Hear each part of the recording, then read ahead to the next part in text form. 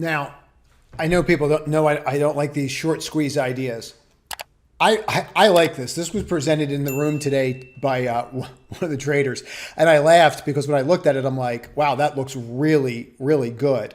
I tend to stay away from the smaller names, but I really like this particular volume pattern. And I should probably do an educational video on that. And as I said, I'm going to do more educational videos now. So comment on what kind of educational videos you want to see. But you see how you popped out of here, then you came back all the way back down.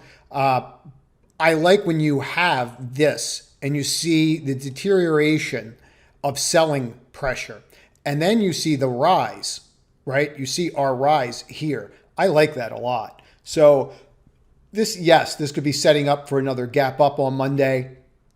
I would watch this 1334 level and I would go from there, but I would definitely keep my eye on this. It's definitely one to watch. That's for sure. So keep that in mind. But I don't really play with these, but some of these actually look like they're going to push. So if you like this clip, click on the left to watch another one, or if you want to see the entire video, click on the right.